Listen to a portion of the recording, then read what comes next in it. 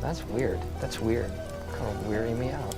You are a sad, strange little man. It's crazy. This is crazy. This is crazy. Isn't that weird? That's weird, man. It's strange.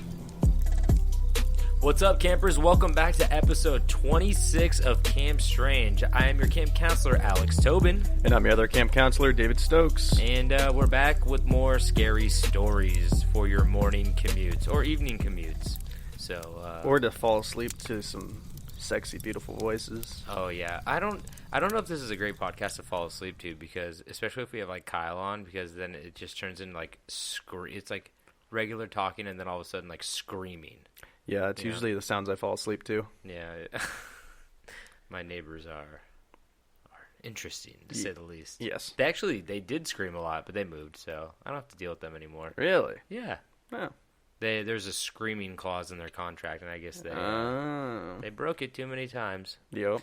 But regardless, I'm here to hear some stories, not some screams. Okay. So, David, you got some for me? Oh, you want some news stories? Give me some breaking news. All right. Well, I'm going to read the headline of this one because you don't really need to go into much detail. Man releases monster rat in New Jersey McDonald's, sparking total chaos. Okay. I have a lot of questions right here. Do you have more details before I start asking, or are you going to go into more details? I mean, I can go into more detail. There's, it's pretty straightforward. A man went into a McDonald's in New Jersey and let loose a monster rat. Okay, one, I want to know what a monster rat looks like. Two, yeah, there's videos. I'm guessing it has to do with the size of it and not necessarily like its teeth appearance size or its claws. Yeah. But I also want to know if this is a pet of his, or if he found this rat and it was like, I could use this to my advantage in a McDonald's. You know, I did see one of the comments was like, man, I was expecting a way bigger rat. You need to clear your throat. I know. Sound like a smoker or something. Oh, so they have a picture of the rat. There's cell phone footage and of it running around and everybody running for their lives. Well, I mean, if you live on the East Coast, like New Jersey, New York, I feel like you deal with those rats. You shouldn't be that scared of a rat, right? No. I mean, even when I lived in Portland, Oregon, I saw rats all the fucking time. I actually don't see rats very often here. I think I've seen maybe 2 in the 2 years I've lived here. It's been pretty rare. Why? You would think that they would thrive over here because it's warmer. I always see them downtown, but yeah. Oh, yeah. I guess it's just places with like a lot of underground access. Yeah, probably. A lot of sewage. In Portland, do they have a lot of like transportation, like subways or anything like that? Nah, there's just trash everywhere. Really? In Oregon? Yeah. I feel like Oregon's just all trees, no trash. I don't know. Portland's pretty grimy. But they have a lot of forests, and rats do like. They get you know big what? in the forest. No, I do see a rat every once in a while on here, and it always runs across the telephone wire. That's sick. It's crazy. It's a badass rat. Because I've seen squirrels do it, and I feel like squirrels are pretty nimble, but like they got that big tail to center their balance. Exactly, but rats are like fat and shit. You know what I mean? Like I don't think that rats are like capable of doing it, but they are. Yeah, they can be thick. Those rats can be thick. The way you're saying it is concerning me. I don't know. I do have a story in college where our house was backed to a bunch of like shrubbery. Yeah. And we thought we had a mouse problem, so we put out some traps and we caught 14 mice. Oh. It's pretty, and I don't like to talk about this part, but oh god. Get out the bucket of water. No, there was I don't even know what that means. There was I'm not proud about this moment, but there was a mouse that the thing came down and it wasn't fully dead. Oh, that's the worst. That's why I hate the sticky traps. Yeah, I've never used them, but I've heard like nightmares of people because it's like you can't really take them off those things. You just have to kill them. Yeah, you kind of have to like get a shovel or something like that. But like I was by myself and I'm like, oh, this is like super hard. So I remember I called my roommate. I'm like, I don't have anything to like what do I do? And he's like, go in the garage. There's a hatchet in there. And I was like, dude, I can't do this. And while I was out there getting the hatchet, I came back and he was dead. But I still felt bad. I feel like I should have put him out of his misery sooner. There's probably better ways than hacking him up. Well, I mean, he was already halfway. Like, okay, his back was definitely broken, right? Yeah. Okay, so like, what's a better way? I don't know. Run him over. I guess, but Yeah, I guess There's you're right. there's no easy solution here. But there's more. You could have built him a little wheelchair and you could have nursed him back to health. There's more precision with a hatchet, right? Because the car, like, you could also just run over his back legs again. Well, if you just put it right. Okay, I'm not going to go into detail. I'm not. I think No, it's the end of you this. would probably hit that. You would probably hit the whole trap, but I still feel like, oh Have I ever told you about the Red Baron no. in college? Pizza? No. So in college, I went to the University of Idaho, and there's a lot of hunters and trappers in that area, and a lot of squirrels. And someone on campus had caught a squirrel, shaved its tail, No. and spray painted it red. Shut. And I would see it all the time, just like running around, because you don't miss that. Wait, they shaved the whole squirrel or just the tail? Just the tail, so it didn't have the bushy tail. It was like a skin flesh tail. What were they trying to create? I don't know, but I called him the Red Baron. He was majestic. I saw him all the time running around. I mean, at least he was still alive, but that's still pretty fucked up. No, it was awful. They were looking for him on like they had like the school officials were like looking for who did it. Yeah, I mean, Like it was a big thing. Yeah, that's some bullshit. Like, squirrels don't do anything to anybody, you know? Yeah. Just like leave them alone. Ooh, I don't know about that though. Steal your nuts. No, I lived in Idaho. I lived next to a boarded up house, and there was a squirrel nest in there, and we would have to walk our garbage out to the garbage truck. Like we'd have to get up in the morning and like go walk it out and hand deliver it to them, because if we left it out in the street, they would just tear it apart and we'd have to clean it up. Oh, yeah, I've caught some raccoons and stuff like that for Yeah, sure. But... and if we left a door open, they would run into our place and try to steal our food. Oh, I didn't tell you this. I never told you this, but when I was in Yosemite, Yeah. when I was in like 8th grade, sorry, we keep going off on these squirrel and rat tangents, but when I was in like 8th grade, I put my backpack down and it had a peanut butter Cliff Bar in the front pouch. I came back. Big mistake. Some guy was like heavy breathing. He's like, "Is that your backpack over there?" I was like, "Yeah, why?" And he's like, "Squirrel just ripped it open and took the power bar." And then I was like, "Why? Like, what?" So I went over and looked at it. There's a little hole in the front, like it had ripped it out and like chewed through the backpack, ripped it out. Yeah. And then I was like, oh man, I'm like it's okay. Like my thinking was, I'm like, it's okay, like it's just a power bar. He's like, no, it's gonna go litter in the woods. That's what he said. So he chased it for a half an hour and then brought me back like a half-eaten power bar. I'm like, I don't want this. Yeah. But I think it was more of like a, you throw it away, be more careful. And I was like, Yeah. okay. So Yeah. All right. So my other news story, the title is "Woman Says She's Never Felt Happier After Marrying Zombie Doll." oh my, Kyle. You and Kyle talking about this earlier? We just watched the video. Okay, is this like viral? It has to be. I literally was just watching the video because the thumbnail freaked me the fuck out. The doll does not have a jaw. Yeah, she's like, there's a picture of her on her Facebook, and she's like kissing just like the upper teeth. I'm like, Yeah. It's like that's a terrifying looking doll. It's like a 13-year-old doll. Yeah, with kind of like a bowl cut. Yeah, like, I mean, she dresses it up in different clothes. The whole bottom jaw is missing. There's fake blood all over it or something like that. Everywhere. And her, like, profile picture is her in a wedding dress and this doll in a fucking tiny little tuxedo. And she's, like, lifting it up and kissing it. And, like, here's the thing. Here's the thing that I told Kyle. I was like, do what makes you happy. She apparently says, I get a lot of negative comments about this. And, like, I don't know what to do. And I'm like, I don't care what you say, you like the attention, because if you did not want people to come to your Facebook profile and write weird, like, discouraging things about you dating the zombie doll, just like make your account private. Like, you don't need to, have people like coming on your Facebook and writing on your pictures and stuff. But it's called objectophilia, I believe, or something like that. And it's, do you know the backstory behind why she loves the doll? Like where the doll came from and stuff? I think she got it when she was 13 or something like that. Yeah. She got it when she was 13 from her father, and it wasn't until her father passed away that she became like really attached to it, because it was kind of like a thing that he gave her. Oh, so it's like sad. Kind of.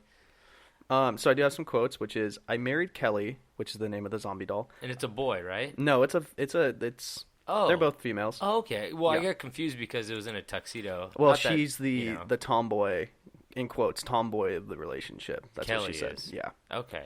So it says, "I married Kelley, but Also, but the only dead one in the relationship. Yes, I married Kelley, but only because I accept her for who she is. I look past her bloody face, and I don't mind her not having a jaw." Wow. The things The things you do for love. Also, her spirit and personality traits made me know that she was the one for me. Oh my goodness. And I want to spend the rest of my life with her. To me, she is perfect. And I can feel that. She loves me very deeply. I can sense her happiness ever since we were married. It's some kind of like PTSD type thing going on, right? Like post-traumatic stress where like, or it's like a coping mechanism, but like that's the thing, most people don't do this, so there's obviously some like kind of mental illness going on, but apparently you don't want to use the word normal. Yeah, apparently like she has seen a psychiatrist or something like that, so that's good, but honestly it's genuinely terrifying. She has like 3 more as well. She bought like No. She has way more than 3. Oh man, I only saw the family of 4. I think she has 6. Okay, that's not way more than 3. I mean, oh no, 8. Okay. In attendance were 4 friends as well as 8 other zombie dolls. I don't know what to say to this. Yeah. It's like, it's a combination of sad and hilarious, and like, it's almost like I didn't want to know the backstory because it's so much more of a funny story without the backstory. Without the sad parts. But like, that's the thing. I mean, objectophilia, like, have you seen, I think it's called like My Strange Addiction or something like that, where the people are like in love with a roller coaster? Yeah, the roller coaster. I like the guy who like crawls underneath his car, like, kisses the bumper. Yeah.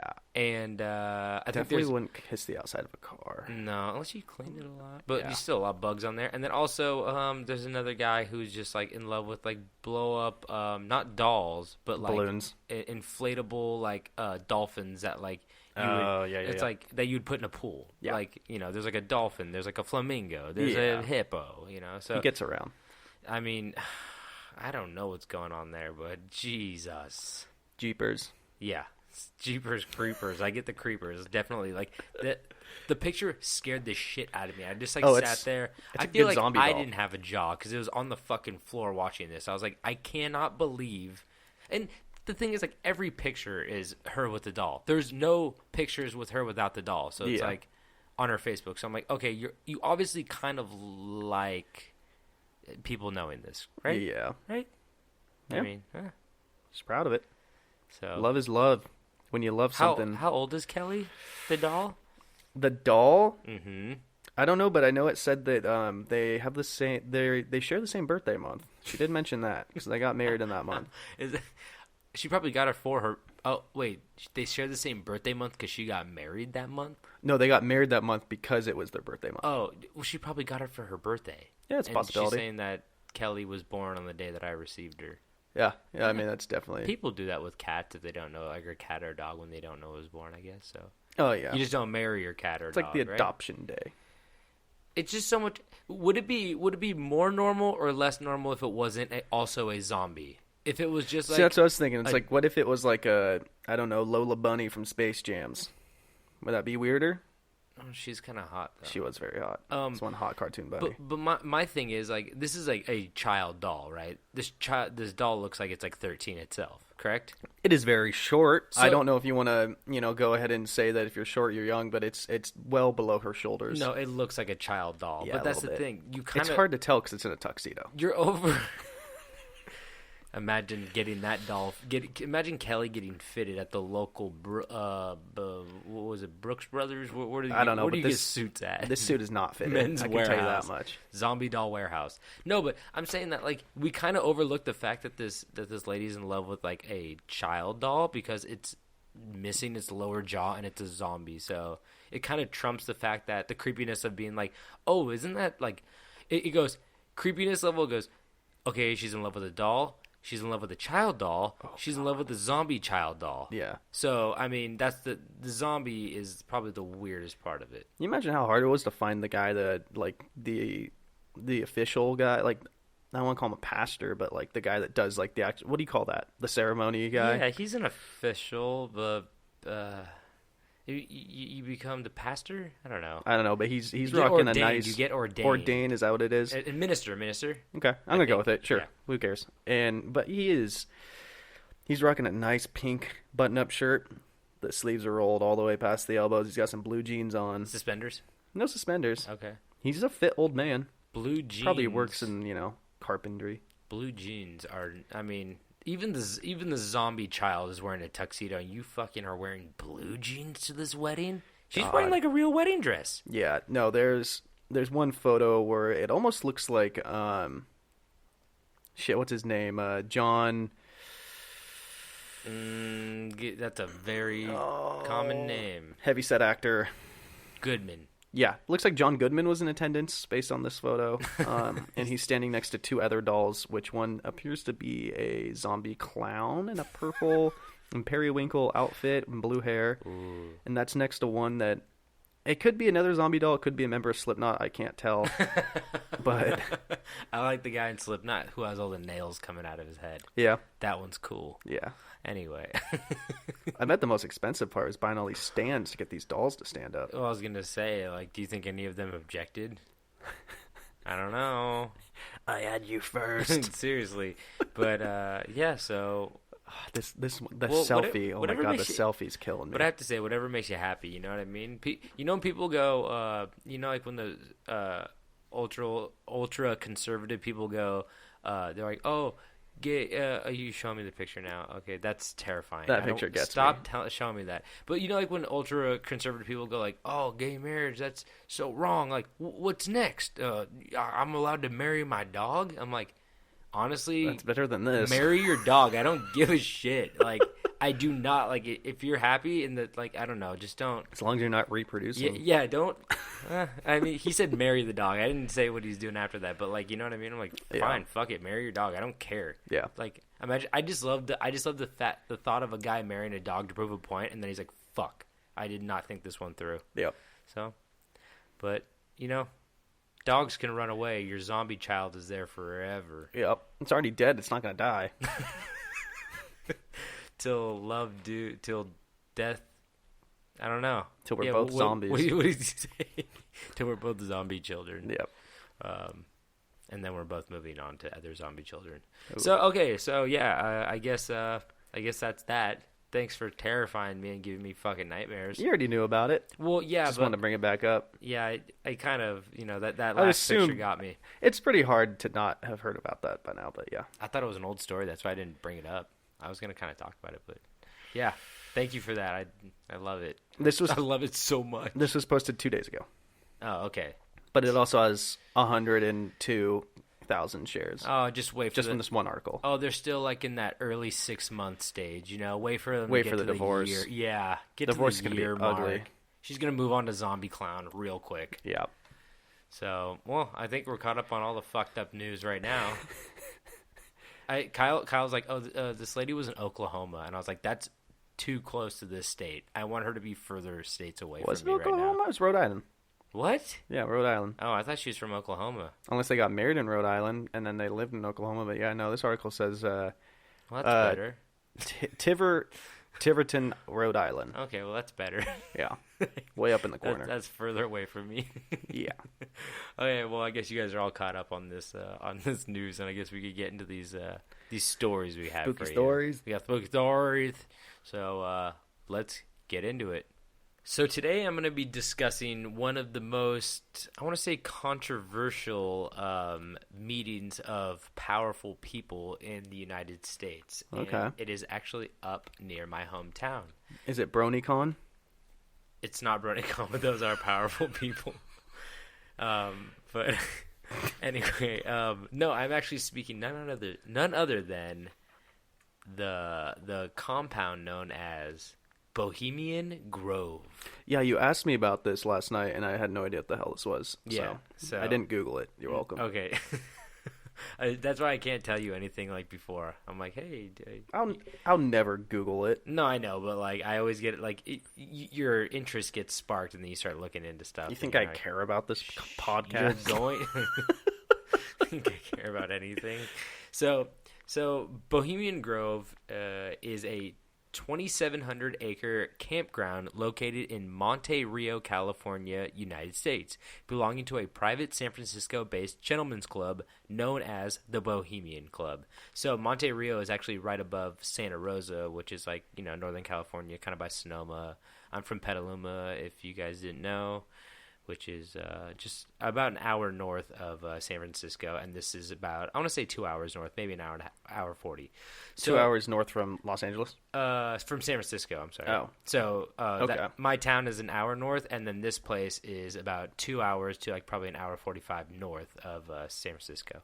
So I'll tell you a little bit of the history of the Bohemian Club before we get into what actually goes on at the encampment. So now the Bohemian Grove began in San Francisco's Union Square in 1872, so it's a super old organization. It started as regular meetings of journalists, artists, and musicians, but it wasn't until 6 years later that the Bohemian Grove would be formed. Henry Edwards, a stage actor and founding member, announced that he was relocating to New York City to further his career in leaving rats in McDonald's.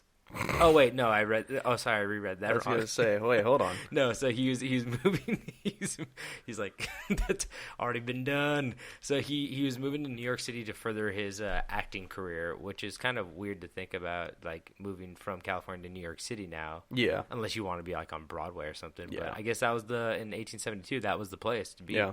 So on June 29th, 1878, somewhat fewer than 100 Bohemians gathered in the Redwoods in Marin County near Taylorville for an evening send-off party in Edwards' honor. Freely flowing liquor and some Japanese lanterns put a glow on the festivities, and club members retired at a late hour to the modest comfort of blankets laid on the dense mat of redwood needles in the forest. So basically, they were just... Why did you have to word it like that? Well, I just... Gave me a headache. No... The fuck is that? So he basically, they're just like drinking out in like the woods, and there's a dense mat of redwood needles that they would just lay blankets on and sleep out in the middle of like the woods. That shit poke through?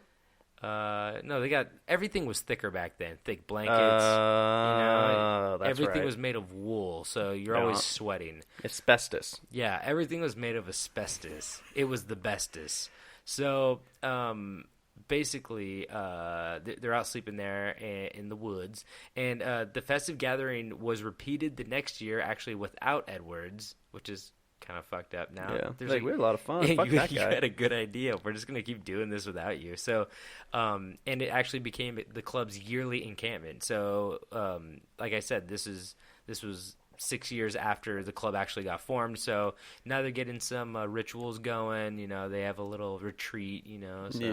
So and it seems actually super nice. Like I would like annual things are fun as hell. Well, even this, like, it sounds super fun just to like go out in the redwoods and get drunk with your friends and just like sleep under giant trees. It's like I'm all for that. My buddies and I used to do annual. We would Airbnb a beach house on the Oregon coast for Memorial Day, and we did it like for 3 years, and then we stopped. But it was like I looked forward to it like every year. It's super fun because then like you have like you like traditions are super fun, like regardless of anything. Like even if they're like kind of boring, like even if it's just like every day before Christmas we go out and we have breakfast with all of our friends, you know what I mean? It's like something simple like that. It's like it's really fun. Yeah. So the festive gathering was repeated. I already said that shit. So like I said, there's a lot of people there, and some of the notable artists and like musicians and stuff were Porter Garnett, which just no one really knows him. Yeah, I don't know. He was a playwright. Jack London, who a lot of people know. He was the author of White Fang and Into the Wild. Oh, okay. I actually have a poster on my wall of like his credo, which is really cool. And Mark Twain, also known as Samuel Clemens. So they basically anybody who was like a author, musician, artist, like a bohemian is like somebody of the arts. Yeah. So that was the whole idea. Is it's like get people together and who are creatives, and then we're just gonna go like talk with each other. So over the years, though, the club was transformed into something completely different as funding was needed. Prominent San Francisco businessmen were inducted into the group in order to buy the land and provide facilities for the camp. Because if you didn't know, artists are always poor. So they don't make money until they're dead. Yeah, so basically they needed like funding. So they're like, okay, we're gonna let a couple like rich San Francisco businessmen, because they're like, hey, that party you got out there seems fun. Yeah, you got those asbestos blankets? Can I sleep next to you, Twain? I heard the women don't wear bras, ears. Twain, no women. Oh, did you say that? No, I didn't get to that part yet. Oh, sorry. So busted. So yeah, no women. Okay. So continue. Twain, let me share a blanket with you, Twain. Ooh. So like the next sentence I have here is the Bohemians Club all-male membership and guest list included original artists, musicians, writers, but quickly evolved into accepting prominent business leaders, senior media executives, and government officials, including former U.S. presidents, including Eisenhower, Nixon, Reagan, and the Bush family, and basically anybody of power or great influence. And that was like obviously years later, after they started taking some San Francisco businessmen and like prominent people in the city who had money, and then that just kind of like escalated into like, well, the guy's like, well, I know some powerful people, and as the years went on, like former U.S. presidents and like CEOs of Nintendo and stuff like that, which I will get into later. Ew. Yeah. So, the Lost Forest. The what? He's like the CEO of Nintendo's like, can I go play my ocarina out in the redwoods? He's like, no, just sit down and eat your dinner. Please no. No, I brought my ocarina. And he's just like spinning around with the sword out there. They're like, just fuck, what's that guy's name? He died actually. I don't know. Oh, he did die a few years ago. Yeah, but who's the new guy? I don't know. Because there's Reggie. Everybody loves Reggie. Reggie is the CEO of Nintendo? I don't think he's the CEO, but he's that husky fellow that does all like their He sounds like a white guy. He's not white. Nintendo's a Japanese company. He's not white. Okay. But anyway, we'll get on with this until you can find out the name of the guy. But Shantaro. So, was that him? Yeah, Shantaro. It's the now CEO, but that was from 2018. Yeah, so. This guy was not. This guy at the place was not a. He was not a CEO, but he was like a really high up at Nintendo. And I was thinking of Miyamoto. Yeah. That's the guy. He's more like the creative guy, I think. Yeah, he was like the founder. Yeah. So these members may invite guests to the Grove for certain events like the Spring Jinx in June, or they can schedule private day use events at the Grove anytime it is not being used for club-wide purposes. And they're allowed at these times to bring spouses, family members, and friends, although female and minor guests must be off the property by 9 or 10 p.m. So did someone own like this giant plot of land? So they slowly started. They had like one encampment with like some redwood trees and stuff like that. And as the years went on, they bought more and more land. Okay. So they started going out more and more. Yeah. Okay, cool. So I don't know if it's owned by individuals or if they bought the land and then donated it to the Bohemian Club. I bet that's what happened. So the Bohemian Club probably owns all of the land. Yeah. Sounds like the Oregon Country Fair. Oh, really? Yeah. I mean, probably less creepy than what we're about to get into, but we'll see. There are a lot of weirdos up in Oregon, you know? Yep. I'm looking at one right now. So, got a zombie child over there who can date. I need a cell phone. I need a cell phone. If you guys, we're going to be releasing Tales from the Camp episode 3 soon, and if you want a good story, tune in for that one. And remember, I need a cell phone. So we all need a cell phone. So, the club continually states that their purpose is to escape the quote-unquote frontier culture or uncivilized interests of common men. They believe that the time spent at the Grove is one of pleasure and not of business, with their insignia even reading, this is a creepy insignia to tell you the truth. The insignia reads, "Weaving spiders come not here." Okay. Which means that all business meetings and dealings should be left outside. Yeah, I mean, fuck that. If I was going to this place, the last thing I'd want to do is talk business. Yeah, so, I mean, that's the thing. Where, like, it's supposed to be, I think it's kind of like a, I don't know, it kind of makes sense where if, like, you're a super powerful person, you're just like, yeah, I want to go hang out with other super powerful people. You know what I mean? It's probably just, like, why, you know, when you go to, like, the Olympics, like, apparently where all the Oh, the Olympians hang village. out. Yeah, the village is supposed to be like a crazy orgy. They go through like drunk. 10 million fucking condoms. They just have garbage buckets like full of them. Yeah. They do, dude. Not joking. Wait, use garbage buckets or like No, they just have like giant bins full of. I mean, not use Jimmy garbage hats. bucket. I just mean like there's an empty one. There's the a condoms full are one. sealed, and is there one trash can full of sealed condoms and then one trash can full of used ones? Yeah. Oh yeah. Okay, well at least they're using condoms, so Well, I don't know, man. That's how you get the best Olympics you've ever seen. it's true. You want a super baby? Mm-hmm. Go to the village. So now this may seem like a common gathering of powerful, egotistical guys, because no girls allowed. Yeah. Similar to any kind of business meeting or a country club, but during 2 weeks in mid-July each year, in which the Bohemian Club hosts an encampment for all of its members to come join their fellow members in certain acts that would confuse, bewilder, and frighten any non-members if they were to witness them in person. All right. I'm excited. Yeah, you interested now? I'm paying attention. So now I have to say before we dig into this that the Bohemian Grove is heavily guarded by ex-military security with sometimes they have lethal weaponry. Like guards have been seen with actual like guns, and I've read other articles where sometimes depending on the event, like if there's presidents there. They're gonna, for sure. Like they usually bring their own security who have guns and stuff. Yeah. But they also just hire like ex-Marines and they give them, probably tasers and some kind of like Just their hands. Yeah, probably honestly. So A lot of those guys are trained to like not even go into combat with weapons. yeah. You strangle them to death. You pick up the gun off the man you kill. Yeah. That's like a John Wick move right there. Yep. So like I said, it is heavily guarded by ex-military service with sometimes lethal weaponry, and it's usually all year round that they have some sort of guards there during the big events, even more guards. This makes information about the 2-week encampment scarce and very difficult to obtain because they take their privacy very seriously, like super serious. But there have been journalists who have broken the lines and even obtained video evidence of the very secret society. Oh. The most recent was actually... Let me guess. Mark Zuckerberg fucked it all up? Dude, I'm about to fucking blow your mind. All right. Okay, ready? So, like...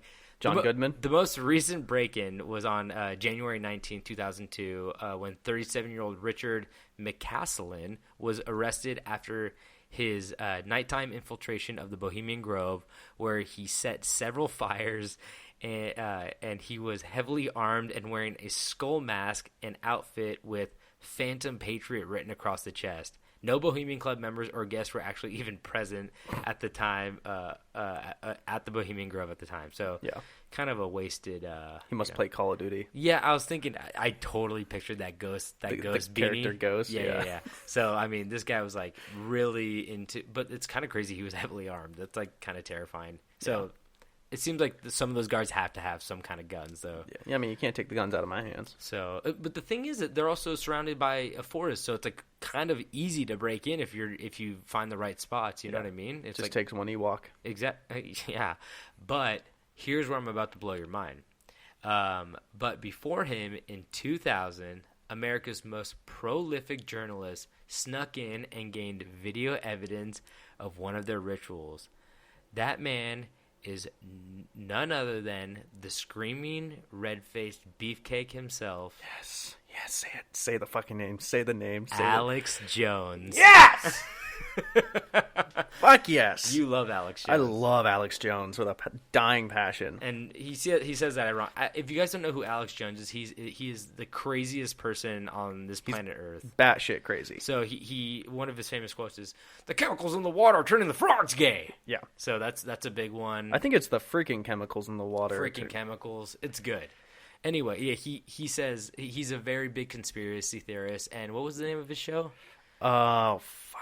I can't. It's called like Red something. No, I don't know. Something Zone. Something Zone. Look it up. I'll keep talking while you look it up. But basically, he goes on. He doesn't really trust either political party. He thinks that Hillary's a lizard person. Infowars. He was friends with Trump though. He got an Oh, he's He got an Buddies. endorsement from Trump because I think Trump's a little bit more. Whoa. He thinks Trump's more of an outsider, so he's like, yeah, I like him. I like him. He's not that government puppet, but like Alex Jones only 45. Woof. he looks older. Yeah, he does. So yeah, so basically in 2000, Alex Jones also lost his show recently. So Yeah, so Alex Jones, if you are hearing this, come be a guest. God, I'd love to have he you. needs a new show, and we have a seat open. So in 2000, Alex. We will get this show canceled for you. Yeah. In 2000, Alex Jones and his cameraman entered the camp with a hidden camera and were able to film a Bohemian Grove ceremony called the Cremation of the Care. Or Cremation of Care, Cremation of the Care. And this is how the ceremony is actually described. And there is video of this we will post, which it looks like it's shot on a potato. It's like the worst quality ever. But Are you sure it's not just the Blair Witch Project? No, but you could hear heavy breathing at all times. But it's Alex Jones. He made a full documentary. It's an hour and 40 minutes, and I watched chunks. I it. watched chunks of it. It's so fucking bad. I will watch anything Alex Jones makes. It's so bad. The half of it is him talking to people in the town and being like, "You ever heard of Bohemian Grove?" And they'd be like, "Yeah, I heard about these." Like, they sacrifice children out in the woods, right? And the guy's like, I don't know about that, man. I'm just trying to buy some stamps. And he's like, no, you don't get it. And he's like, stuff like that. Yeah, one of Alex Jones' biggest things is trying to prove that Sandy Hook was a fake government-made massacre. Yeah, that's a little... That's how batshit crazy Stick to Bohemian Grove. That's a little bit less sensitive. I'm just trying to get, for people that don't know who he is, just trying to try to paint a picture of what mental state he is in at all the time. He thinks that there's crisis actors and people who go around crying at different things. The liberal agenda. Liberal agenda. Yeah. So, at the edge of this is the ceremony. So at the edge of an artificial lake in the middle of the grove is a 40-foot owl that has been the centerpiece of a secret ceremony which takes place on the first night of the club's annual encampment. Performed after dark in front of the members, a small boat crosses the lake towards... Oh, wait. Hold on. What do they feed this 40-foot owl? Oh, I'm going to get into that, baby. Oh, I'm going to get What type of owl is it? It's a stone owl. Is it the chemicals in the water that made the owl 40 feet tall? No, it is a stone statue it's stone. owl. Okay. I guess I didn't say stone statue, right? I don't think you added that part. Sorry. I just saw it so many times. I just thought everybody would think it was stone. But they do feed it something, so we'll get into it. Oh, my God, yes. So performed after dark in front of the members, a small boat crosses the lake towards a group of dark hooded figures waiting at the owl statue. There we go. With a high priest who receives a human effigy from the ferryman, places it at the foot of the shrine, and sets it on fire. Throughout the ritual, an ominous voice booms out of the speakers hidden inside the hollow owl, disguised as an ancient rock. So they built this giant owl, and out of whatever, paper mache, not really, but something. And there's a speaker inside that's it's like, oh, no, and it's reading some kind of weird scripture chant thing. So it's basically one of those poolside rocks you buy that has a speaker in it. Yeah, it kind of does. I mean, it looks some better. Sharper image. It looks older than that. I think there's some moss on it and stuff like that. But basically, they bring over this little boat over a man-made lake that they made, and it has a little human effigy in a coffin, and they walk it up, and they're all wearing hooded figures, and they light it on fire in front of the owl, and it burns really bright, and they say a bunch of different chants and whatnot. So Jones actually inspired some of the more extreme conspiracy theories about the society, including suggestions that the ritual's fiery sacrifice wasn't an effigy, but a real human being. This is true, actually. There are some troubling photographs reportedly taken in the early days of the secret society's formation, one which appears to show a child tied up on a table, and another of a convincing human mannequin awaiting a public lynching. I saw both pictures. The child one, it's hard to tell. It looks like... Looks legit? It's half and half. You could be like, oh, maybe that's a kid, and you'd be like, maybe that's a dummy. Yeah. And the hanging one, you can't see the face, but there is a dummy or a person, I can't tell, being lynched, and there's a bunch of people around it, and it's wearing a hat and clothes and shit like that. God, I want to be in a secret society so bad. It's super creepy and it's super weird. So I mean, those pictures do exist from literally 19, I don't know, 30s or something, maybe even earlier. But the club argues argues that the ritual itself is not worship and that the effigy has never been a child. They would say that, wouldn't they? They're just like, nah, we killed a couple kids. It's like, it's mostly an effigy. Okay, guys, I think we could... They were volunteers, the ones that did go, okay? Half of them were Wilt Chamberlain's kids anyways. Why? Why? Yeah, a lot of illegitimate children. Oh, I was gonna say, do they burn longer because they're so tall? They're damn near on stilts. I got more firewood. I was gonna say, to be fair, most of the kids really like owls, so they were like happy in the last moments. Okay, Yeah. So why don't you guys calm down? So like I said, the club argues that it's not worship and the effigy has never been a child, but instead the name of the antagonist in the coffin is Dull Care. Okay. That's the name of like the person. It's just like the general name. No, the name of the entity inside the coffin. They call it Dull Care. Okay. And it turns out the term "dull care" comes from the 1919 Oliver Hardy short film of that title, "Dull Care," in which the police force is more interested in being lazy than in chasing bad guys. They leave the dull cares of their day behind them and enjoy their freedom. The Bohemians thus kick off their encampment by metaphorically throwing their cares of the day onto the sacrificial pyre. The theatrics of the robes and the ceremony are certainly consistent with the dramatic theme of the camp, and the giant owl merely represents knowledge, and it's been the club symbol since its inception. So they're basically saying we're all a bunch of stressed out guys. This is our way of being like, this is our time to be fun. We're the police force, and we're kicking up our feet and throwing our batons away for a while, and we're just gonna have a good time. Yeah. So it's an interesting concept, regardless of like the creepiness. Like, it could be a kid, but like it's also really weird to think about. They have to perform these rituals as like a. But I guess like fraternities do the same thing, right? I don't know. Some of them do. It is a fraternity, kind of. I was in a fraternity. We definitely didn't burn any children. Well, you're not in the right fraternity. You didn't get in the cool fraternity. Well, we started it, though. So it's a little different. We made our own shit. You make a giant owl? We had a stuffed animal tiger named Steve that would... I think he's still there now. And it gets passed down... Okay, that's something. A senior always gives it to a junior, so then that next year, that junior that is now a senior passes on to someone else. Oh, that's fun. But yeah.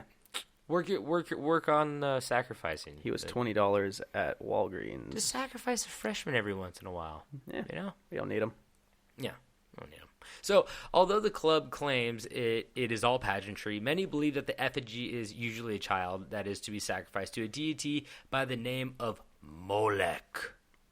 Molech is... What?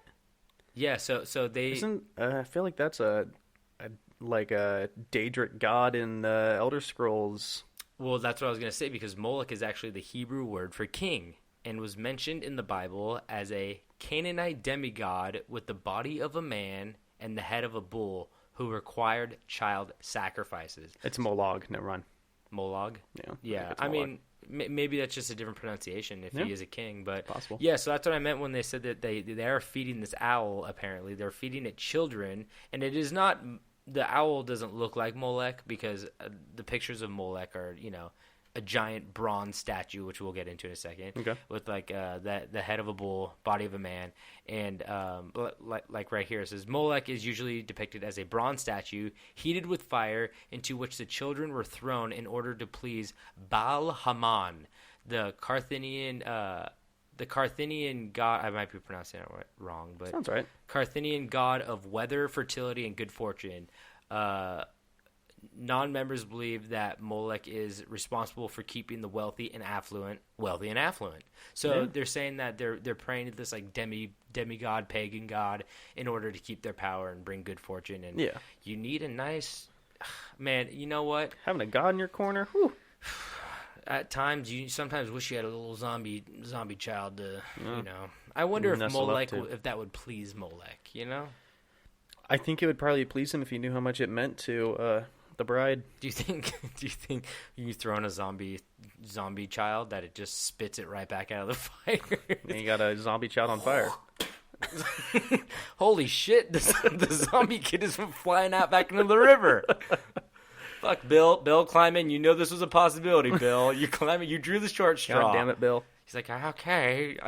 I love the idea of a 55-year-old bald fat man climbing into a fire like somebody climbs into a hot tub. It's like really slow, Bill's trying like, not to slip. Ooh, ooh, ooh. It was real. Oh, my knees are so tender. Ooh, this bronze is really heating up. So, as for the owl mascot of the club, conspiracy theorists are also quick to point out that the owl is hidden in the upper right-hand corner of every $1 bill, and it is tiny, but it is there. Okay, where's my? No. Wait, let me see. Because here's $1. Cool. Okay. I only keep Oh, ones you on guys me. hear that? I got money. Okay, let me see. Where's the owl? Oh, you can see the owl. Okay, if you guys have a dollar bill right now, Upper right hand or left hand, you said? upper right-hand corner of the George Washington side, look at the 1 in the upper right-hand corner, and then go to the left between the leaf and the outline of like the little insignia of like the 1, and you can see a tiny, tiny, tiny, tiny little owl. Do you see it? I think I know what you're looking at, but goddamn, I need to get glasses, I guess. Here. I mean, no, I'm looking at it. Okay. I know what you're looking. I see the little thing, but You can Google it too if you don't have $1. Poor sons of bitches. No, just kidding. I only have hundreds. No.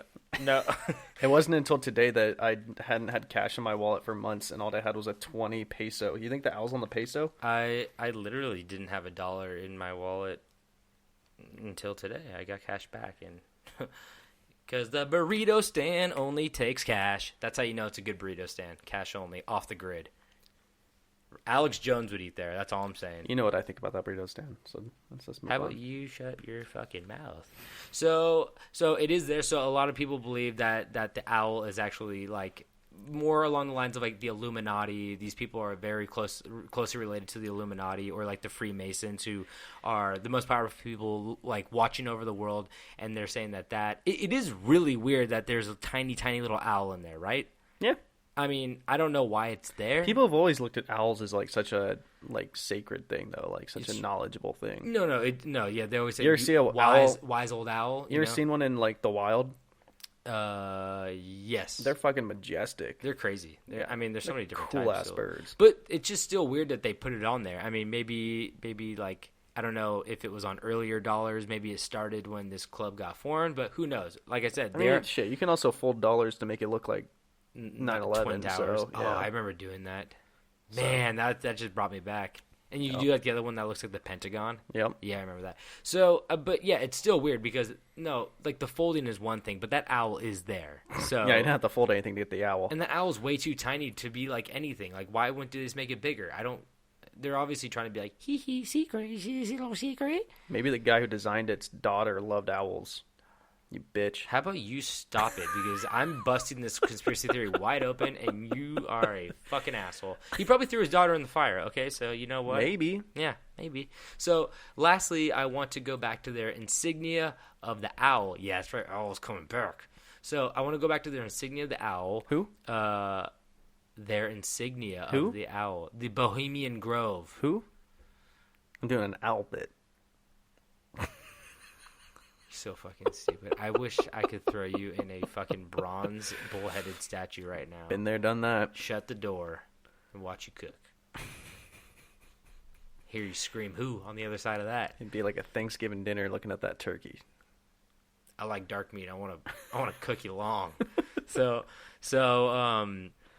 Lastly, I want to go back to the insignia of the owl with the phrase "weaving spiders come not here." Like I said, this phrase does mean that all business deals are to be left outside. But it has been confirmed that that statement is not entirely true. Okay. There was one exception that we know of, which took place on September of 1942.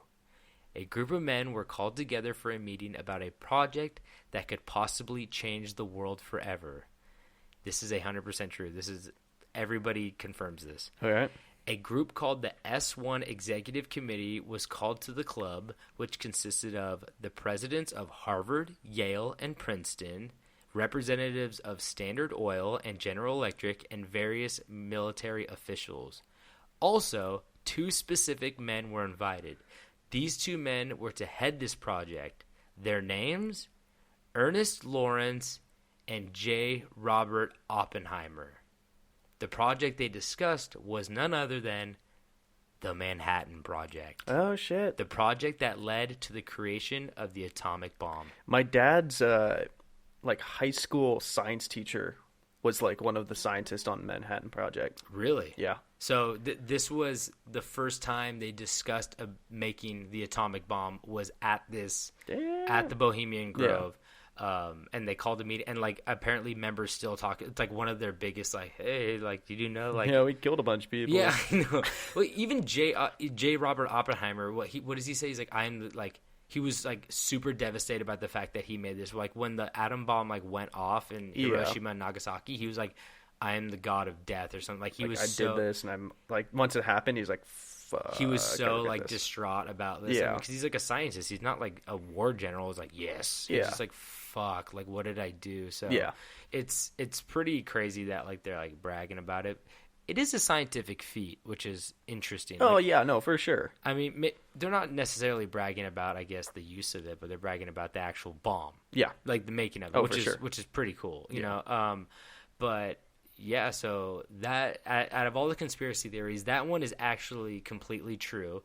And before I, like, wrap this up, I did a little insider. I went for the extra scoop. Okay, because I do have a question, but I'm going to let you do this. Well, okay. Because this might answer it. Okay, yeah. So I went for the extra scoop of vanilla, and I actually... Vanilla? Jesus. My very, very... So wild. Neapolitan.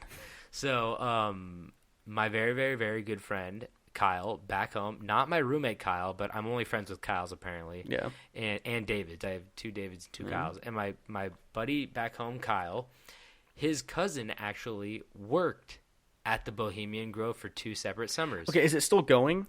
Yes. Okay. Yes, it is. I read some message boards about people, they were talking about Trump's presidency, and they're like, should he visit Bohemian Grove to try to solidify his... You think Trump's going to sleep on a bunch of, like... fucking tree needles? No, it's totally built up now. Yeah, I'm sure. It looks like it's like so I got a little.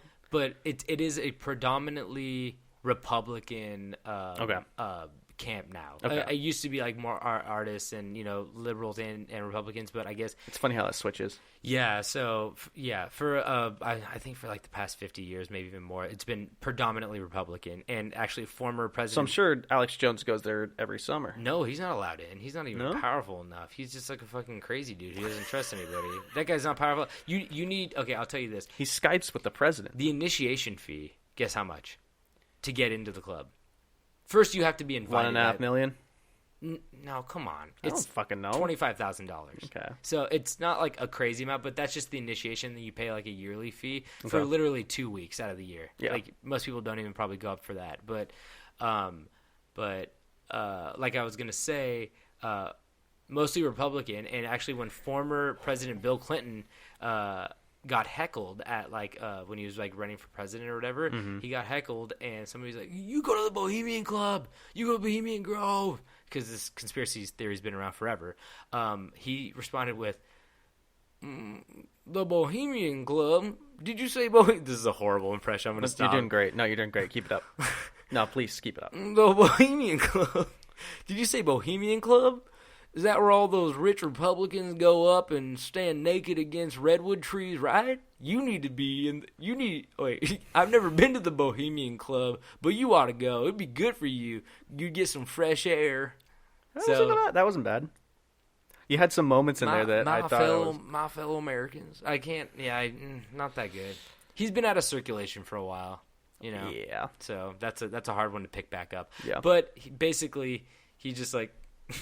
Is that where the Republicans go and stand naked against redwood trees? Because it is also really highly encouraged to not use the bathroom to pee, because it's like, men, we're men. So pee on everything. They tell you to go pee on trees. It's like they have signs that go like pee. It's half the reason I go camping. It says see weird shit you can pee on. True, and it's actually really fun to pee on trees. That mushroom? Oh yeah, I'm gonna pee on that. Ew, wait, what? Huh? Okay. Anyway, but yeah, so there's signs that say like, oh, use the redwoods to your advantage, like use it as your bathroom. And there's actually one toilet that is actually inside of a giant redwood tree. They built a bathroom inside of it. So for once, it's the exact opposite. It's like bathroom is for number twos only. Yeah. So, I mean, but they're basically just pissing on everything. And I actually read another guy worked at the Bohemian Grove who was on Reddit, and he said he's like, oh, I didn't see anything like that crazy, but I did see a lot of rich guys' dicks. Apparently, they're just whipping it out and just like, because apparently they're drunk 24/7 for like those 2 weeks. Yeah, it's fucking crazy. I feel like that'd be the point. Yeah. So, but when I talked to her, she worked there for 2 separate summers. So they employ females. Here's the thing. Females are only allowed in certain parts. Okay. So I won't go into like too much detail about she says, but they're all girls were not allowed to work in certain areas, like the dining/restaurant area, for example. But the place was filled with conspiracy theories, though at the same time you're going to hear weird things and see weird things when it's a bunch of dudes you get together on a secret vacation place. So basically what I wanted to say is that she also, about the Nintendo guy, couple really weird rules, not really weird, but one, you're not allowed to initiate conversation with any of the guests if you're a server there. She was a server. I feel like that goes for like a lot of places if you're a server, honestly. I guess, but no, you can't just be like, oh, how's it going? Like, you can't even like do that. You just honestly be quiet. You walk up because they don't want you being like, hey, I'm like a really big fan. Cause, like, obviously, yeah. Because apparently she said that Zach Brown Band was there. Oh, wow. She's like, I saw Zach Brown Band and my friend like. So when you say Zach Brown Band, does that mean Zach Brown or does that mean the whole team? The drummers there? Bassist? I bet, the core members probably. Okay. Maybe some of them. I don't know anything about the Zach Brown Band. Is it a big band? I think they got like a couple, like 10 people. I like It's them. Like Slipknot? They got guys banging on kegs? They got one guy with nails coming out of his face. They got a zombie 13-year-old child. So, but like I was saying, she would hear weird stories about them trying to sneak in women in the middle of the night because women weren't allowed. They Can't had go to, 2 weeks, man. They had to be fingerprint scanned into every place. They were like heavily guarded. They had to wear certain colors that like showed their status, be like, so they're easy to like point out if they're in the wrong area, like all the servers. What do you think the highest status wears? What color? White or black? I would say black. Yeah, but you don't want to wear black's white harder in the middle to see of nowhere. though at night. So like I feel like they would keep it like kind of lighter colors. Yeah. Apparently also there were, when she was working there, they would bust them in. They would park somewhere else and they'd bust them in and like immediately walk them into the area.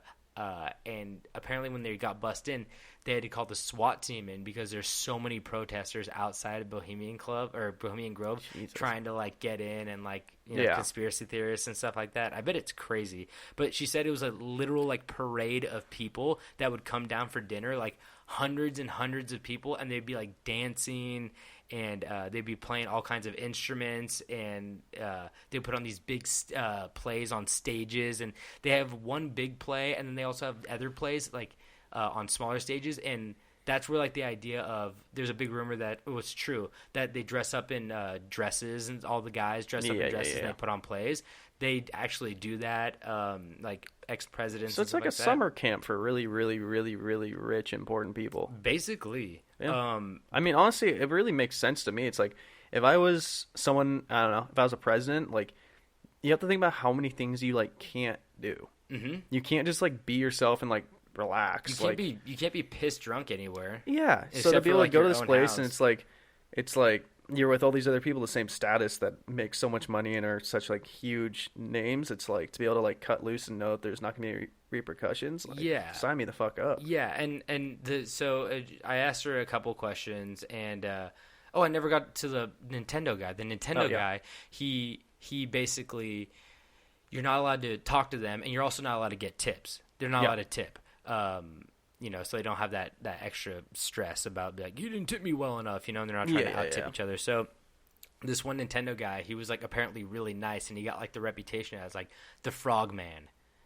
And it's not because he did anything weird, but he would tip waiters with like these little plastic frogs. He would smile and he'd like give them like little plastic frogs. I don't know if he just only spoke Japanese, but Yeah.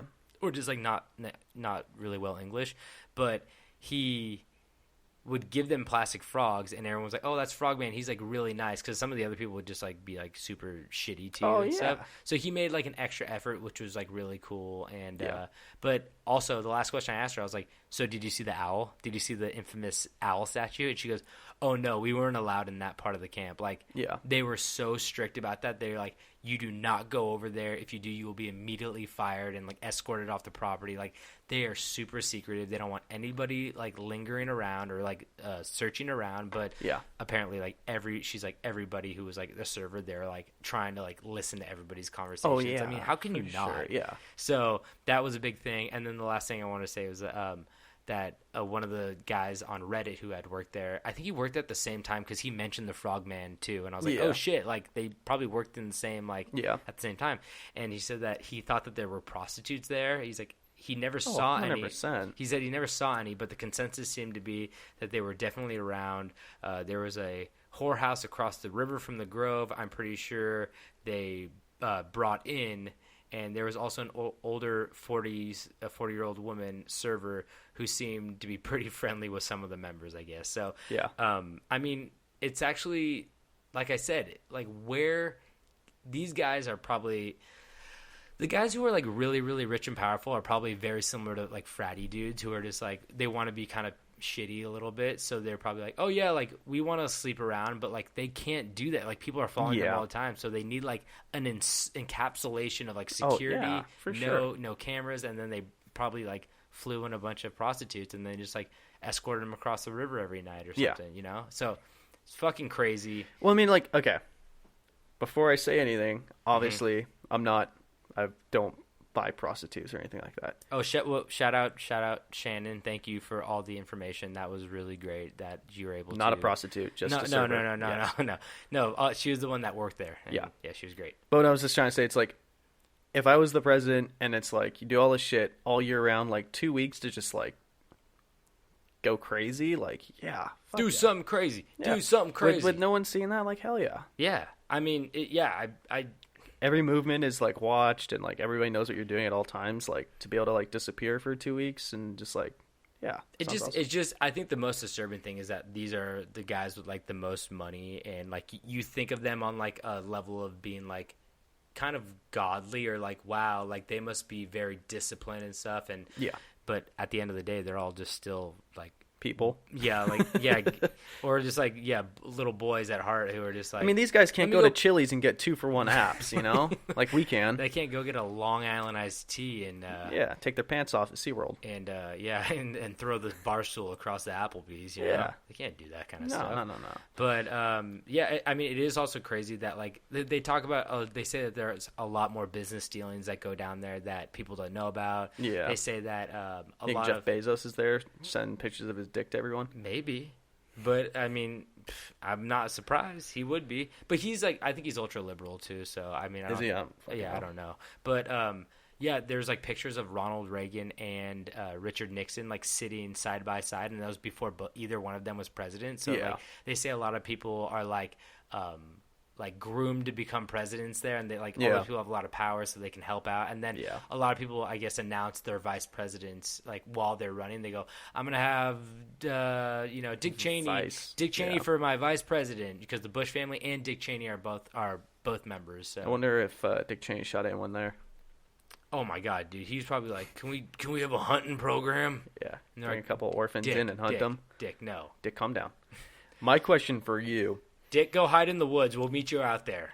Yeah. Hunting, what is that called? Quail. No. Hunting, I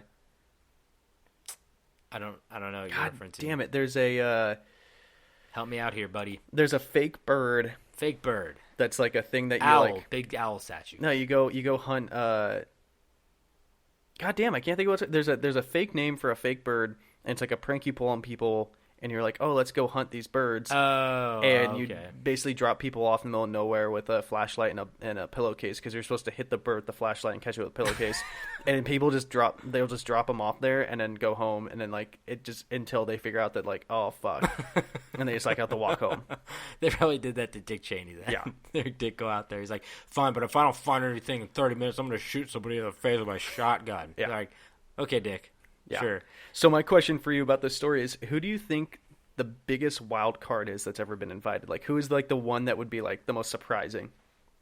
Like shouldn't be there, or like biggest wild card is like acts up the most, like does the Like crazy the people shit. that you least expect to be there. Are you asking me as a professional opinion, or are you asking me like I'm asking you, like, who do you think? I don't know. like guessing, or like do you want a guess. confirmation of who's been there? I mean, do you have a list? No, well there is there's if you a have list. then what's the wildest name on the list that's been invited? No, there's a list of members, Like, but you think Dr. Dre's been there? no, I think it's literally for the majority, like white old rich. Weird Al? No, you know who's been there? Who? Charlton Heston and Okay. also Clint Eastwood. Yeah. But you kind of expect that, you know. Yeah. Charlton Heston's like NRA gun nut, and then Yeah. like You think Ted Nugent's been there? Ted Nugent. No, he doesn't have enough money for that. No? Cat scratch fever? They might bring Ted Nugent there, and then like they make him run around the woods and like laugh at him. He's With a kinda bow? he's the jester. They bring Ted Nugent as the jester, Exactly, you know. exactly. So Okay. he's that adjacent. He's just not wealthy enough. You need like a lot of money apparently. So All right. and I guess he is a musician. Actually, you know what? He might have been. If Zach Brown was there, Ted Nugent might have been You there. had to have been there. Yeah, but he's also fucking insane. Yeah, it's He's like, I awesome. brought my crossbow. Yeah. You're like, "Shit, okay. So, yeah, that was the story of Bohemian Grove. They say they still sacrifice children out there, maybe in the woods. Maybe there's a bunch of stuff we don't know. But Yeah. it's anytime you're left out of a encampment, you want to know what's going on. And this Gotta is know. Camp Strange. Gotta and know. We have to check with Let's start our own camp. We have to check with our competing camps. We have a camp. Let's go buy some land in the middle of bumfuck nowhere and start our own. And really sacrifice children. Could, if anybody has kids they don't want, send them to, quote unquote, I'm doing the bunny ears things, send them to summer camp. Mm-hmm. It's going to be really hot. Yeah. Very hot. Hope they like owls. Keep an apple in your mouth. Dude, this is like not okay. And these zombie children. So, Yeah. but yeah, that is the Bohemian Grove, and I'm sure there are like 500 more conspiracies that are surrounding that. Oh, but yeah. I tried to go for a little bit more history. There's and probably then some shit that people those are the couldn't even big- think of. Yeah, those are the big conspiracies Yeah. about the children and what they sacrifice, but yeah, so Yeah. All right. Well, boom, atom bomb. Boom, there goes the atom bomb. boom. There goes the atom bomb. Wow. Okay, you should start talking more. Yeah, I'm gonna drink some more wine. Okay, you're on to your story. So All right, Bogle wine. Drink more Bogle wine. Bogle wine. You're feeling fine all the time. Bogle wine. Bogle wine. All right, so this week we're gonna go right back to Sweet Mother Russia, and not that I have a thing for the place, but I just keep finding weird stories from there. Dos Vidanias. I'm sorry, what? Dos Vidanias. Okay. I don't know what it means, but I've heard people say it. All right, so hopefully that wasn't like a terrible thing to say. It means burn your children. Yeah. So this is taking place in Gorky, Russia. Sounds like a And, lot of Gorks live there. Yes. And a man named Anatoly Moskvin. Stop doing Russian stories. I You know. Crazy I know. Ruski. This story was too good not to do, but God, the names, I'm so bad at them. I'm sorry. So Moskvin is what I'm just going to start calling him. Moskvin. That's his last name. Moskvin. So Moskvin lived a very successful life, aside from being 45 at the time and living with his parents. 40. Oh, okay. I thought you said he lived a good life, except he was 45. No, Ew. he's living with his parents. Yeah, 45. Not a good look. Yeah. Well, we'll get into it. He had degrees in linguistics, philologisticism. Jesus. Yeah. What is that? It's basically like the same thing as linguistics, I think. You got a double degree in the same thing. Yeah, and history. Graduating from Moscow State University. Fuck, I said Moscow, didn't I? Moscow. I say Moscow because the town that I went to college in is Idaho. spelled the exact same, and it's Moscow, not Moscow. That's in Idaho. Yeah. So, yeah, Moscow State University. Mm-hmm. And he taught at, here we go, Here we go. Nizhny Novgorod Linguistic University. I believe you. Yeah, it's a thing. So, Moskvin was a well-known and respected person in the academic community, especially in his interest of Celtic history and folklore. Celtic. You say Celtic? Jesus Christ, I did, didn't I? You thinking of the Basketball basketball team. Larry Blizzard. Yeah. Larry Blizzard. Larry Blizzard. You can turn that boy upside down. Nothing's going to drop. Except for his shots. Yeah. He also kept a personal library of over 60,000 books and documents. And as well as a kind of a strange but impressive collection of dolls. Oh no, he has dolls. I mean, Yeah. not as handsome as our boy over here. We have a collection No. of one, and that's all we want. Maybe a Yeah. girlfriend or a wife or a Maybe boyfriend. maybe we'll get another haunted doll, because, I mean, I really enjoy Gary. I'm not identifying his gender right now. He's a beautiful, handsome doll. Well, you haven't slapped down those suspenders? We checked the suspenders, remember? Oh, that's right, we did. We found a silicone pouch in the front of his suspenders. Yeah, you don't want any musk in there. It's nice and dry. Yeah. It's got some gold bond on those little marbles. Yeah. So it was said that fellow academics described him as both genius and eccentric. Eccentric. Yeah. He was a former lecturer in Celtic. God damn it. Celtic studies. I say it once and I fuck it up. I'm going to keep doing it. Well, you know what I was thinking though? People always say eccentric when they're like, you're like a nice dude, but you're really weird. They're like, he's eccentric. He's just like he's like an eccentric, funny kind of guy. And Yeah. you meet him, and he's like, you're like, oh my god, like this guy he's weird. He's Yeah. a weird guy. Yeah, so he was a lecturer in Celtic studies, and previously worked for the Institute of Foreign Languages. Moskvin was a, here's that fucking word again, philologist, linguist, and a polyglot. Do you know what a polyglot is? That's someone who speaks multiple languages. Oh, okay. So he spoke 13 languages. What? He wrote several books, papers, and translations, and was just a very successful and smart man. Oh man, he was just kind of like genius level. That's probably why he's so eccentric. Yes. So he would occasionally work as a journalist, contributing to his local newspaper and publications, describing himself as a necropolist. Jesus Christ, man! What? I'm too dumb to even follow the story. What is that? So I don't know if that's a real word, if he made it up, Necropolis, dead. but it's because he dead languages. It's because he considered himself an expert on local cemeteries of the region. Oh my god, this guy is hard to hang out with. Yeah. Oh yeah, he also didn't smoke or drink. I didn't add that in my story, but What a little bitch. just saying, I don't think he had much of like a social life. What's his name again? Moskv? No, it's Moskvin.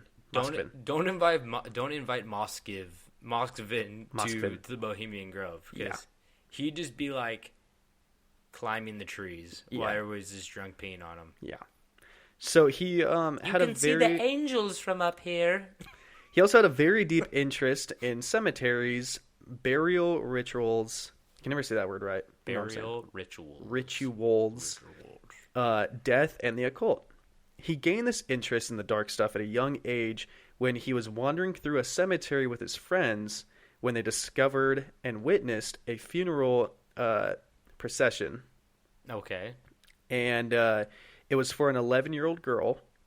And Moskvin said the participants had forced him to kiss the dead girl's face, saying, this is his quote, "An adult pushed my face down to the waxy forehead of the girl, and there's nothing I could do but to kiss her forehead as ordered." She was like a nice apple in the grocery store, just like a nice little coat of wax. Yeah. So you really can't imagine many young children being forced to do this would turn out okay with no problems. He's like, I was forced, I swear to God. Yeah. And the boy would And boy, would this lead to some problems. And boy, would the boy lead to some boy problems. Yeah. So Moskvin lived a pretty secluded life as an adult. He was never married or even dated. He just preferred living with his parents. Well, he's smart enough to, have his own little place. Yeah. And in 2005, Oleg Ryabov, a publisher, had commissioned him to summarize and list the dead in more than 700 cemeteries in 40 regions of Russia. Oh, shit. So he's like, go off the top. Like, name some dead people in cemeteries? It didn't really go into detail, like, what the actual commission was for, if it was more just, like, take note of everybody in every group, like, like that kind of thing. It didn't really say what he was supposed to be, like, taking account of. Okay.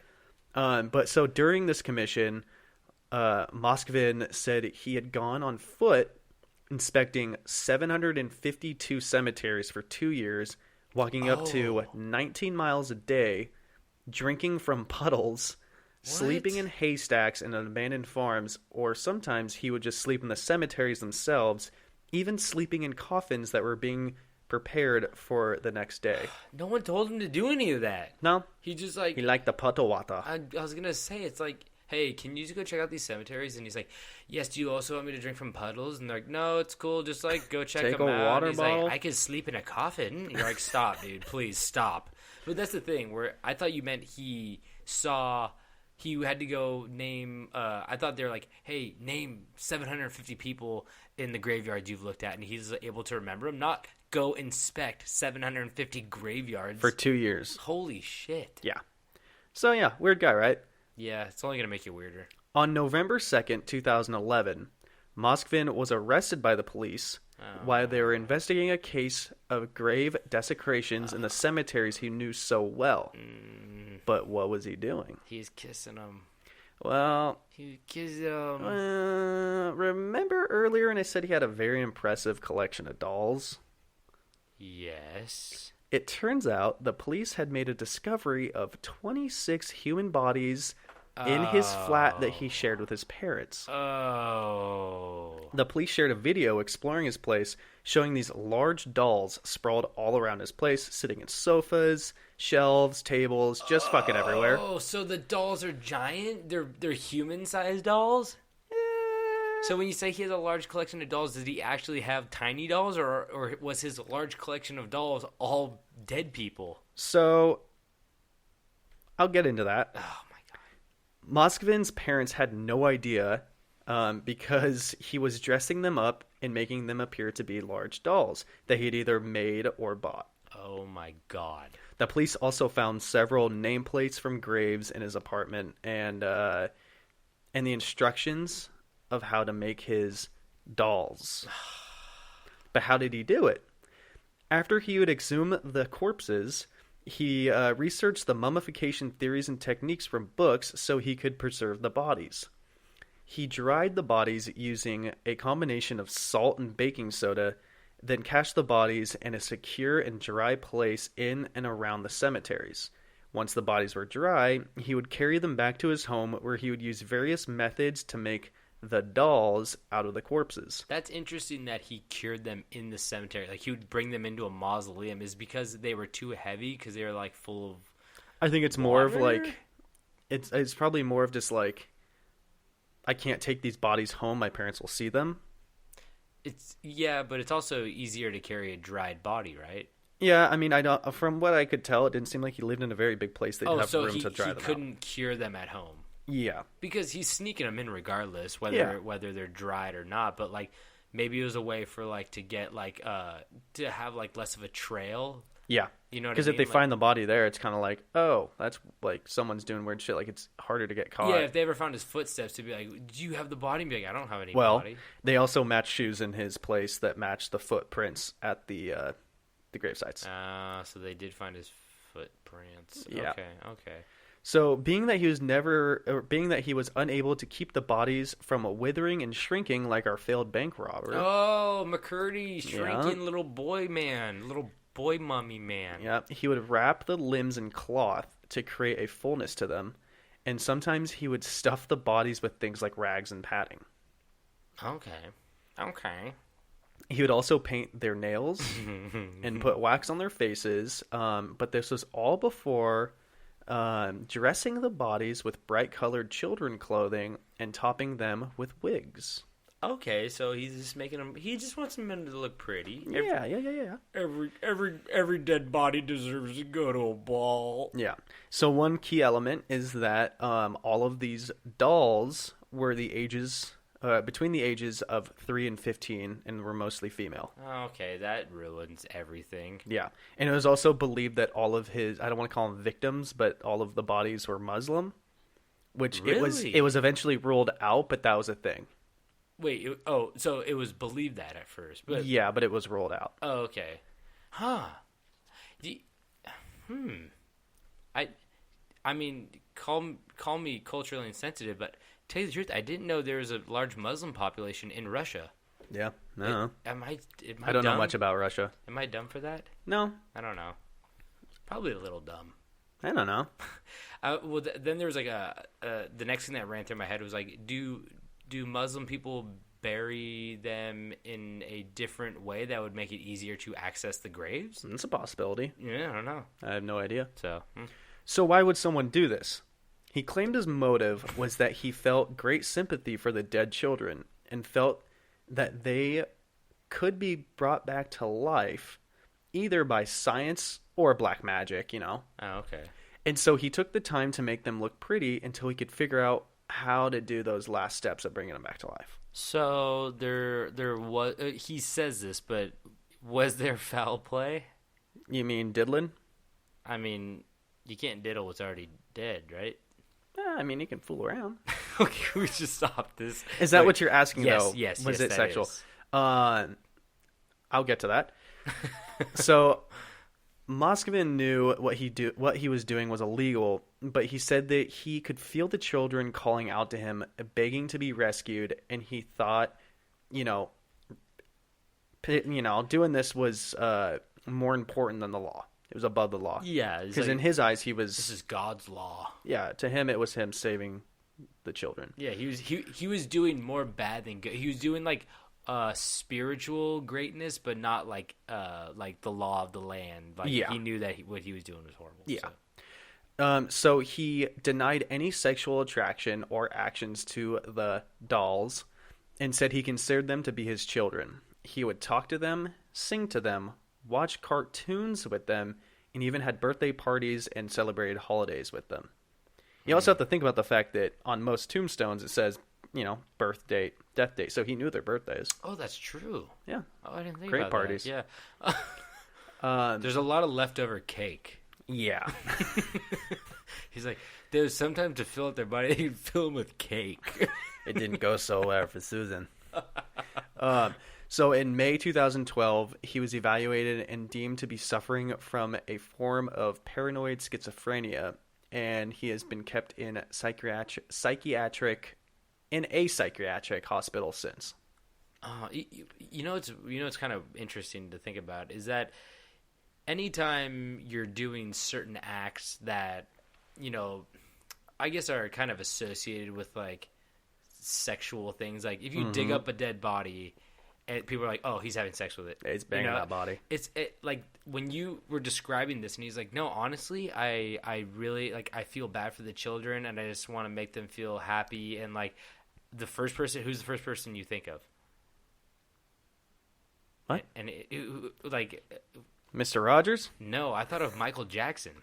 Okay. Like I can't, like I don't know anything about that whole situation, but I feel like apparently they're gonna like release a documentary about him. So like, I'm pretty sure they found a lot of kiddie porn on him. No, I bet they did. But yeah. I'm saying that like there are people who have mental illnesses who are like, I just want to like hang with the kids, and people are like, oh, you're kind of creepy. Are you doing anything else? And he's like, no. And like this guy, maybe he wasn't. Yeah. I mean, it kind of proved. I think they proved he wasn't, but like, oh no, like when he got very similar stories. You know what I mean? Yeah, like what these guys are doing. When he got caught, he came all out. He didn't hold anything back. He was just like, yeah, no, that's what that. I did this. This is what I was doing. This is why I was doing it. Like he was not like trying to hide anything. Yeah, it's just like it's the motives that are similar between like Michael Jackson and this dude who are just like, there's like, I just want the kids to be happy. But Yeah. we're probably gonna find out soon that the MJ stuff is. I've read some of the like documents from that. Yeah. And there's a lot of people that try to say that it was fake and forged. He had shrines, though, I heard. Yeah, there was a lot of really fucked up stuff. To Macaulay. I mean, those movies are good. I should have a shrine. We should all have a shrine. Of Joe Pesci. Jojo Pesci. You don't? I thought I saw something in your closet. We're the sticky bandits. No, we're the wet bandits. You fill everyone sink with water. I honestly probably haven't seen Home Alone since I was 5. Since I was Home Alone. Yeah. Home Alone is great. When did that come out? 96. Then I probably haven't seen it since I was 6. There's two. There's the first one, and there's Lost in New York. Which, honestly, Lost in New York, obviously the first one's a classic, but Lost in New York is equally as good. Wow. Home Alone came out in 1990. Oh, whoa. Yeah. Okay. Wow, I wasn't born yet. I just my favorite part of the second Home Alone when they're in New York is when he throws the brick off the top of the building and it smacks him right in the forehead. And he's like, "Oh, great! You threw one brick down. I bet you don't have any more bricks." And he fucking throws another brick and his nails are right in the nuts. It's just so it's basically just like the same thing as Three Stooges or like Wile E. Coyote humor, where it's just a guy getting hit with a brick in the head or in the nuts. And he should be dead or severely injured, and he just gets back up and everything. No, he should definitely be dead. He got hit. I think you can hit someone with a brick in the head from 10 feet away, and you could probably kill him. Yeah, Kevin McAllister dropped it off like a 5-story building. Yeah, no, that guy's dead. I'm honestly very impressed by the turnaround right now. I'm looking at Home Alone. The second one came. So first one was 1990. Second one was 1992. Well, because Kevin and Macaulay, he's grown up quick. You have to pump him out. But I'm sure you don't forget about Home Alone 3.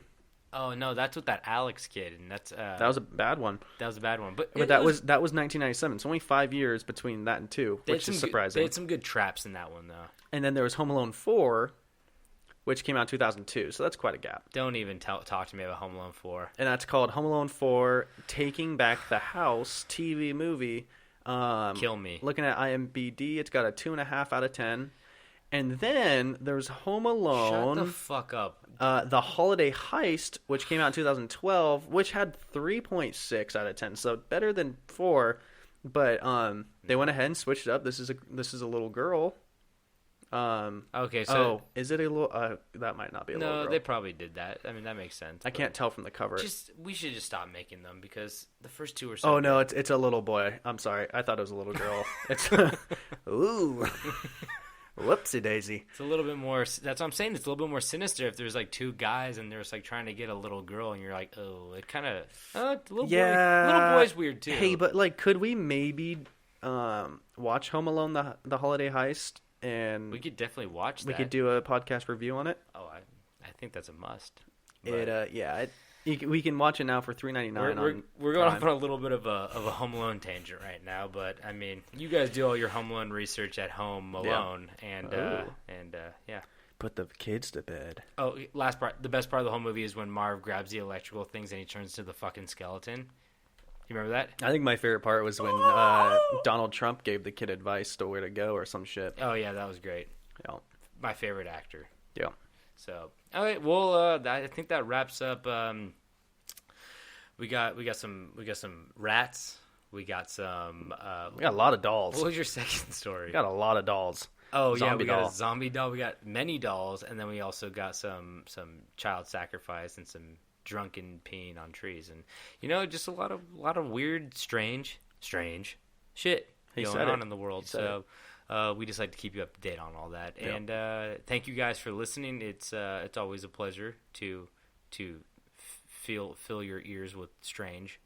Is that too weird to say? No, that's perfect. Yeah, that's good. So check us out on all of our social medias: Instagram, Facebook, Twitter. We're gonna be posting all of these spooky, weird pictures on Instagram.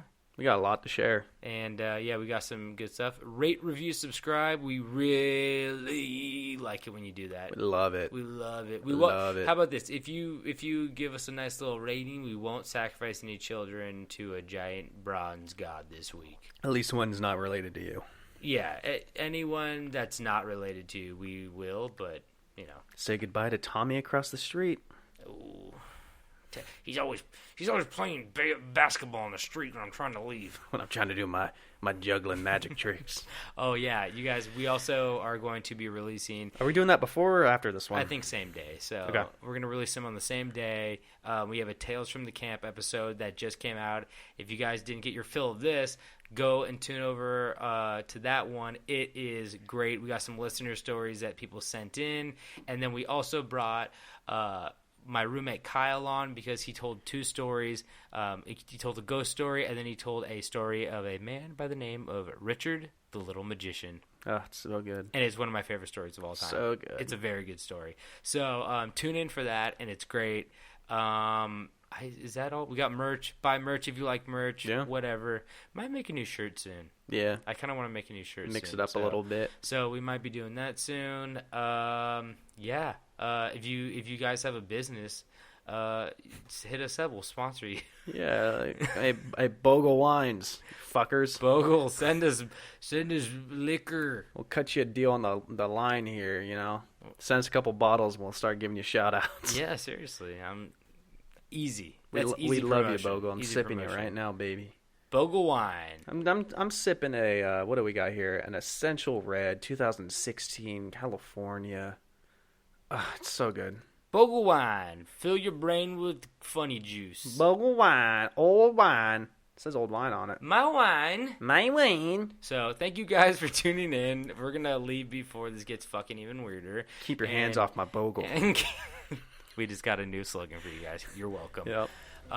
So thank you guys so much, like always, and we can never end this podcast in a timely manner, so we're sorry for that. But don't forget to stay strange.